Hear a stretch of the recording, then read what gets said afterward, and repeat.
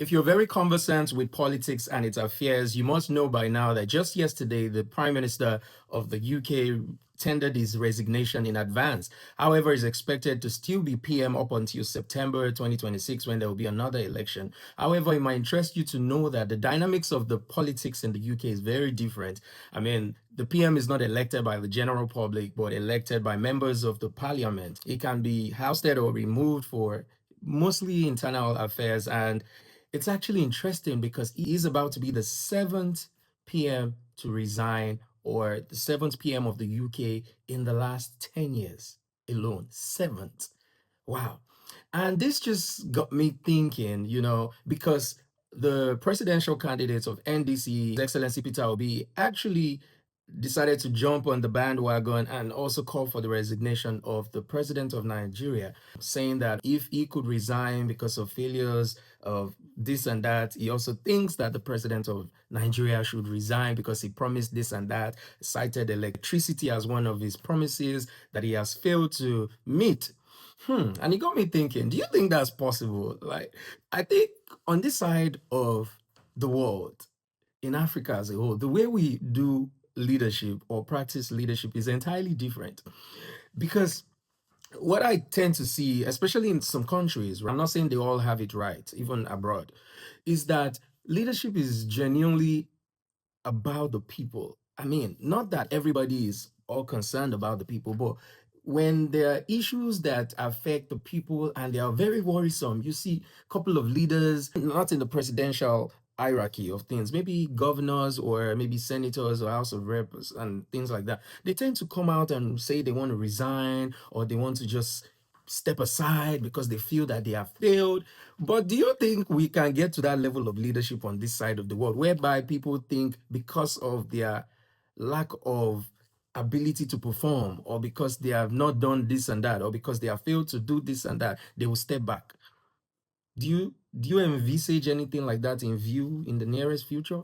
Because I am not getting that vibe from our kind of leadership over here. It's almost like a do it. Oma is me. If it's not me, then it cannot be anybody else. They want to stay, want to fight. It has to be, it doesn't have to be blood for blood, sweat for sweat, things like that. Leadership is all about service.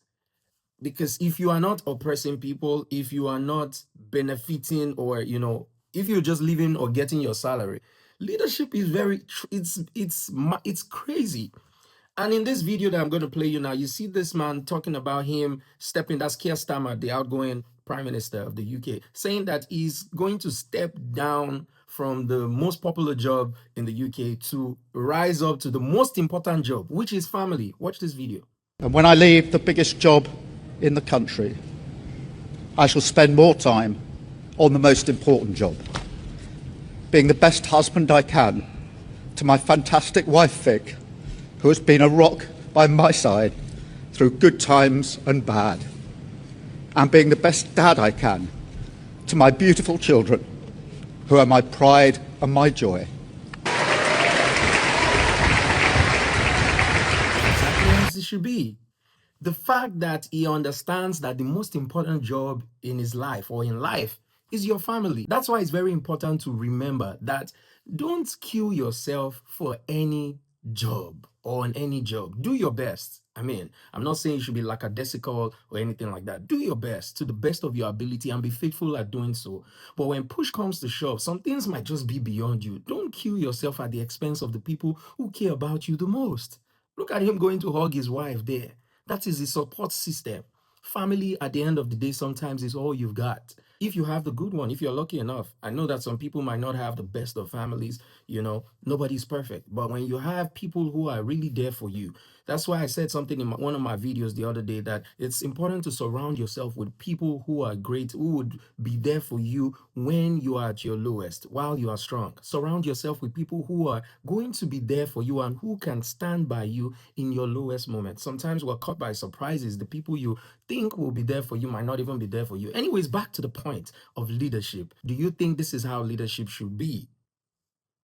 When you cannot perform, do you step aside, or do you just stay there while you try to figure it out, or do you say by all means necessary? Wait, why does that sound like? That sounded like something that I've seen in the past.